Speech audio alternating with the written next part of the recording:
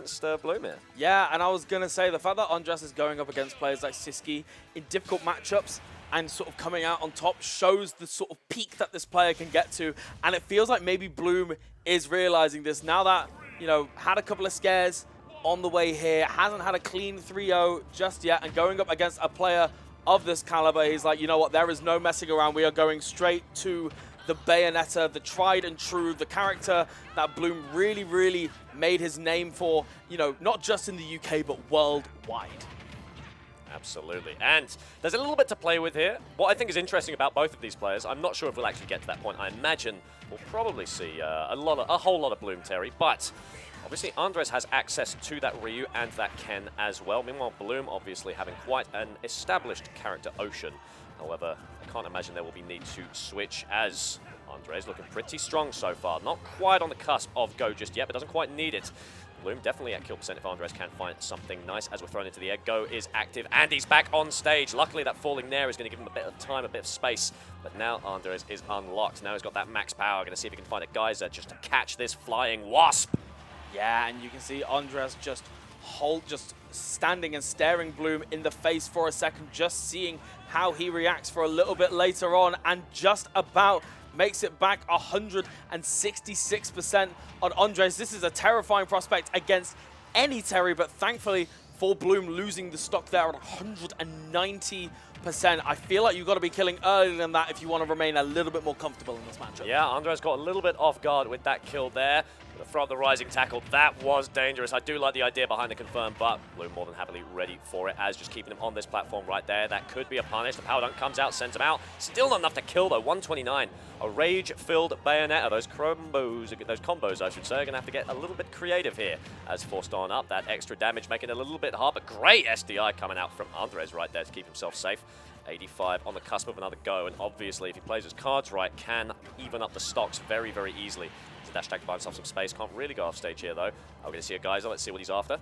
And you can definitely see why he went for Terry as opposed to the other Shotos, right? The fact that Terry has got this extra layer of mobility that the other two don't necessarily have. Like, don't get me wrong, Ryu and Ken have got more of that touch of death style, but I feel like a character as mobile and agile as Bayonetta, you really need to be able to weave and move around her, have a little bit of a better recovery. But again, going back to what we were saying earlier, this is a really, really scary point for Bloom. Terry's kill power with Go is second to none, and it's going to be really, really dangerous if Bloom is unable to take the stock, and he is facing the consequences of what I would say his lack of action. And that was the turnaround we were talking about a little earlier. Meanwhile, 3-2, now 2-1. Great stuff from Andres, forced up, forced out, but the damage is already done, and Bloom is already bloodied and bruised. 0-0, 1 stock to 1. Obviously, one more go is waiting in the wings unless the Bloom can find a kill very early, but that's where this matchup does differ. That's where this matchup gets interesting, as Bloom is very rarely going to kill you under 100 unless they get an edge guard. But we've already seen how Andres is so strong at making it back to the stage. Bloom is forced to just grind up that percentage into like jab or bear range, giving Andres access to this insane comeback mechanic. As we're forced into the air, the percentage is rising, but Andres is falling back to center, forced up once again.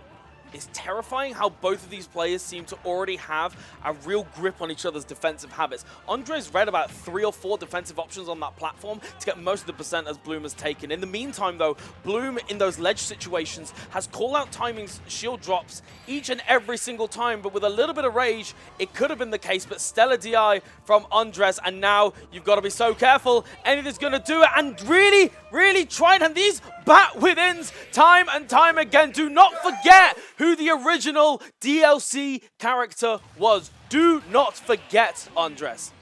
That was wild! What the hell? My goodness, the bats within, the evasion, the smashes. That was a very cool ending. All right, Bloom just barely eking it out there. That's I like to think that's a situation that just kind of shatters time into different realities.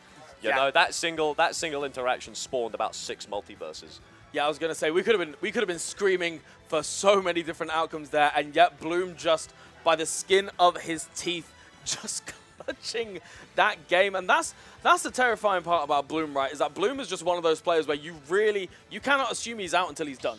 Like, until that game is on the screen, you really cannot sit there and be like, oh, nah, the opponent's got this. We've seen it time and time again with his Bayonetta, with his secondaries, where it seems like Bloom is down and out, and he just makes the comeback. We've seen it in particular against Gluto and VCA. There were a couple of really huge comebacks that Bloom made. You know, there was a set even with Maze Beans with the pit where he was 2 stocks down and still managed to take it. Bloom is one of those players where you got to kill him quick, and you've got to be certain of it. Yep, and it looks like Andres, as heard you, tried to go for a spike there. Could have ended it very, very early, but already in the lead. Finally taking a bit of a gambit right there. A double up tilt coming out as well. And now Andres takes to the skies. A good mix-up from Bloom4eva there, just to keep him guessing, as Howdunk immediately back to the stage. Caught on, but it's not enough to kill just yet. But still resets the situation in the favor of Bloom. However, Andres with a nice little string there to get back to center stage and even up that percent. Great match from Bloom, though, just getting out of that situation. And here we go again. Now, Go has just arrived, but you're that high up in the blast zone, and that is a vital change that we needed to see. If you can get rid of Terry when he's got that Go meter, before he can even utilize it, you're doing so much better in the matchup, and it feels like Bloom is just beginning to show why he is arguably the most dominant player in the continent right now. 70% string, just like that, Nut Roast. Yeah, very, very nasty. However, if you're an Andres fan there in the audience, don't you fret, because he's been in this situation before. We saw him bring this back and even take the lead a little bit earlier. Obviously, just needs 2.1 of that little percentage to bring it back. But Bloom, once again, trying to snuff it out, trying to clip the bud, as Andres does make it back. But it's still not over yet. Finally, Andres has even a hint of a chance at getting back on stage. But this is the thing. Bloom is just rinsing and repeating over and over and over again, racking it all the way up to 176. Unfortunately, the reset to neutral is going to get Andres an opportunity to even out the stocks, but Bloom has got to be so careful. Thankfully, at this point, a lot of things on Bayonetta are going to start killing, but all it takes is one little interaction and the stock count can, you know, just shred for Bloom. 210. 210. Yeah, there's no second Go. We haven't seen that, as Andres finding his way back in. There's the Buster Wall 44. And you ever get that feeling of deja vu? This is exactly like game one. Andres immediately takes a massive L to start with, then brings it back on the second stock using that comeback power, as the throw's still not enough to take him. Going to cancel the guns, forced on out, trying to chase Terry nice and low, knows the rising tackle is coming. However, Andres makes it back. There's the burning knuckle. Not quite enough, though, as we're going back to the center, trying to find a way in. Perfect aerial right there. Say, what a call out there on the back air. Just really, really, it's not even an option that we'd really seen from Andres, but Andres just sort of saying to his death, maybe Bloom being out there sort of put a little bit of fear in him. Yeah. He tried to go a little lower than anticipated, but it really just didn't work out. Yeah, Andres trying to get a bit creative there. Bloom obviously knew the rising tackle was coming, tried to go for the witch time, but instead Andres not able to outmaneuver. A fair checkmate situation was worth an attempt, however. Now he's got one more chance at getting that power up, but like I said before, Andres not necessarily someone who needs it. Can win without it, of course, but it's always a nice little help, all right? You're never going to say no. Oh my goodness, and just the down smash just for a little bit of style, I guess. Yeah. But Bloom certainly going to try and seal it out right here. There is 100%. Once again, we are in the exact same scary situation that we saw in Stock 1. Andres trying to catch Bloom landing there, but not quite managing to do it. And you can see how much Bloom has got fear, but also the proficiency about how much Bloom knows to deal with these setups, being able to just weave around it, but you're not going to be able to get around that. And Nut Roast, I feel like we should be a little scared right now. Yeah, I think so too, as Terry sent up into the sky. Not going to find a kill just yet. If Andres can get down to the ground, but the air dodge in is just punished so easily by Bloom, as he does lead the set 2-0. And just having that awareness to know that, okay, well, my up tilt didn't connect as I wanted it to, so I'm just going to wait for a second, knowing that the onus was on Andres to go for some kind of reaction to avoid a situation, just knowing to wait it out, getting that second up tilt into the back air. That's just the composure of Bloom. It's so easy, particularly, like we said, a character like Terry with Rage, with Go, it's very easy to let your mentality shake, even for just a little bit, because all it takes is 2 or 3 interactions for that stock to be shredded. Yep. The fact that Bloom in that situation, no, I have the advantage, I've got nothing to be afraid of, you will react, like, you'll do something dumb, I will react, I will win. Yeah. And we're seeing the character switch. We're going over to Ken. Now this is interesting. If you've been keeping up with Andres, you may have seen they have some very, very knowledgeable and very passionate opinions on the usage of Ken. Obviously, the best Ken here in Europe very easily. But they've actually not lost faith. But they are starting to take a little bit more time to not practice Ken as much. Frankly, they find Ken to be just a little bit too taxing, a bit too exhausting, a bit too inefficient. They think Ken has absolutely broken combos, and they are ludicrous, but they are so dependent on stuff like DI, on stuff like habit, air dodge usage. It's so difficult and so exhausting to play Ken high level consistently. And so you may see him here coming out only when they're willing to give it the full gas. Only when they've got the download on Bloom and they've sort of read a couple of habits, are they willing to take out this Ken because they think they can find the optimal punishes. Well, you know what, Andres, I have faith in you. Let's see what you can do, as all of a sudden going quite well so far. Andres with better stage control. Manages to catch the jump, but unfortunately Bloom is quick on the draw as the Shoryuken straight from the center sends him right into the sky. Yeah, the wake up down tilt to just get that combo. Such good awareness from Andres, knowing that it would confirm into that kill option. Of course, the up B being such a ridiculously strong move. Bloom trying to call out, you know, the release of the focus attack with the air dodge, but it's not quite happening yet. And it is a pretty similar tale. However, I want to bring attention to this aspect of the matchup. The fact that Ken is a little bit easier to edge guard might have been part of the reason we have not seen Ken for the first couple of games. We saw in the previous games a lot of these power dunks just to be able to get back down to stage. But the thing is, Andres is like, look, what I lack in, you know, being able to get back to stage, I can make up for in raw kill power. And sometimes it feels like Ken has got to go all the time. Oh yeah, that's a good way to put it, as Bloom already caught unawares. Definitely far behind right now. Andres very healthily in the lead, but still suffering a lot of damage. Might be able to even it out as he has forced out the focus just to get him back to safety. However, there's the great tilt, there's the Shoryuken. Fantastic stuff as Andres with a healthy lead for the first time in this set, doing very, very well for himself. Yeah, and this is the scary part as well. It feels like Andres is getting a little bit more bang for his buck with every single interaction and trying to get the early kill off the top. Even with that little bit of rage, it wouldn't quite be enough. And yet, here we go again. That is the scary part about the character change, is that we didn't see the witch time off stage once against Terry, and you can't afford to air dodge off stage, with Bloom just electing not to chase him down and instead just trying to elect for this edge trap, but it just didn't quite work out, and Bloom sort of hanging on by the skin of his teeth at the moment. Yeah, you can see how dangerous those parries are as well. Luckily, Bloom able to act out fast enough as the focus cancelled down to the floor as well. Bloom just hovering around that sort of range that Ken can't exactly punish just yet as spin comes out. Ooh, doesn't quite make it though. Looking very, very dangerous for Bloom. It's one hit away. That's got to be it as the Ken takes the victory. And Andres finally with a game on the board. Of course, Bloom gonna have 2 games to be able to deal with. And the thing is with Bloom is that he adapts so quickly that even if you do take a game, you've still got to think about, okay, what are the potentials that could happen? How can I mix this up as Andres? Of course, Bloom, I would imagine, will stick it out with the Bayonetta again. We're getting into these higher points in bracket. We're getting to these sort of more serious sets. And, you know, this is one of the first people to take I believe it is the first person in this tournament to take a game off of Bloom's Bayo. Yeah. So that just goes to show the caliber of player that, you know, the caliber of players, I should say, that we have got here on this stage. But certainly, you know, Andres with the right idea, sort of cranking up the strengths that he was using in the Terry matchup.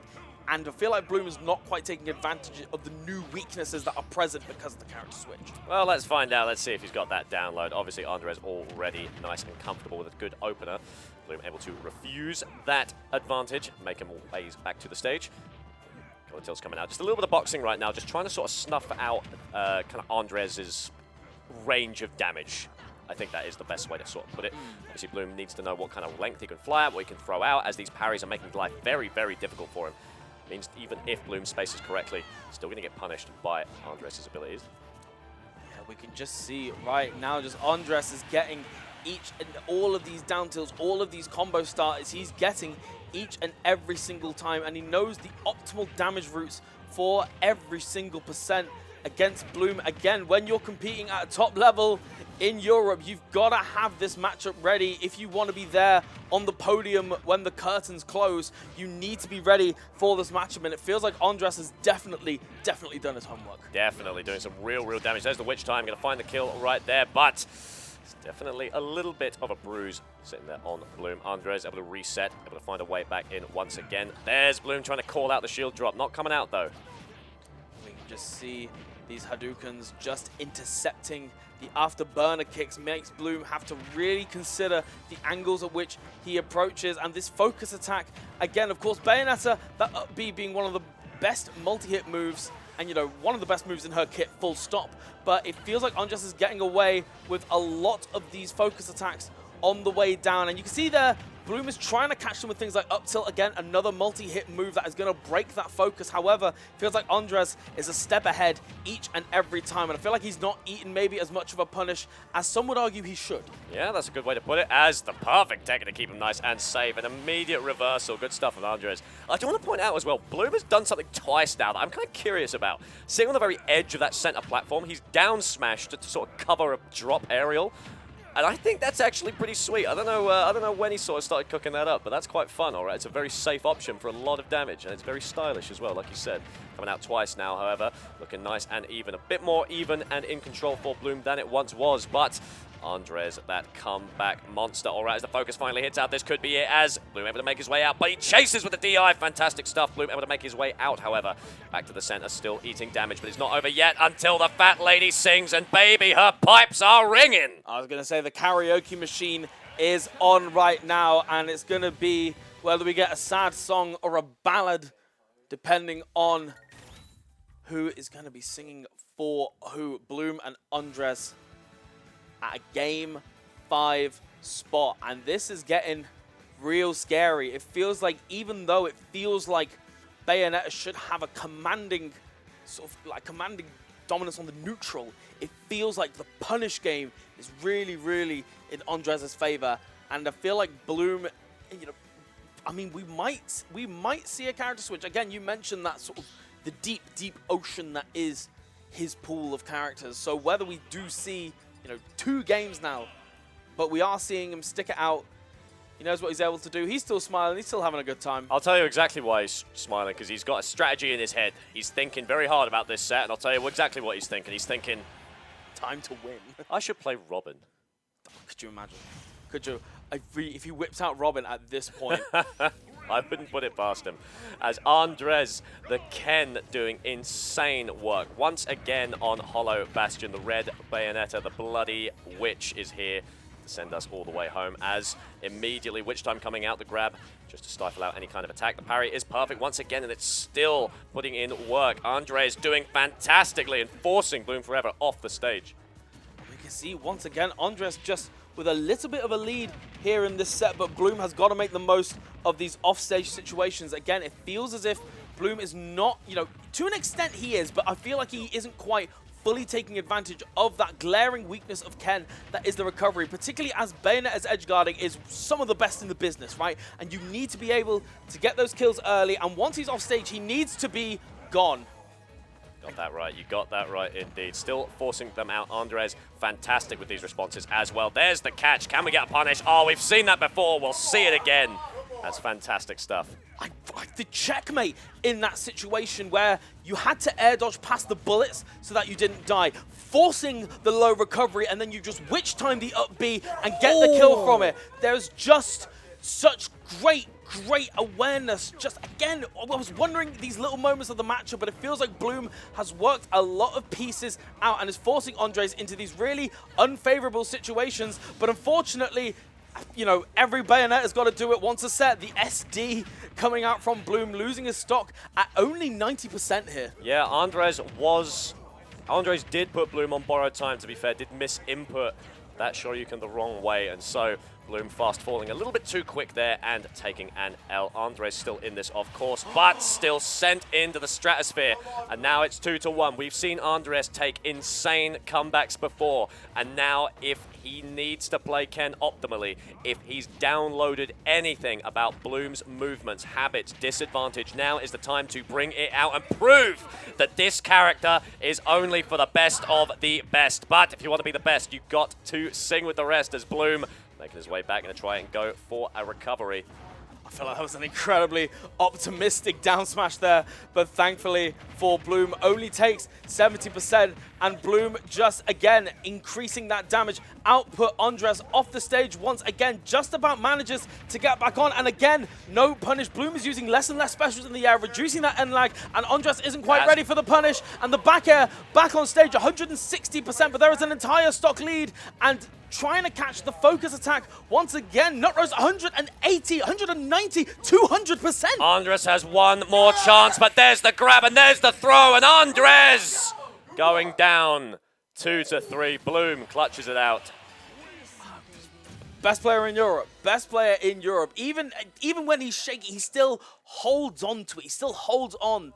And just the adjustments that he is able to make, even in the most fearful situations.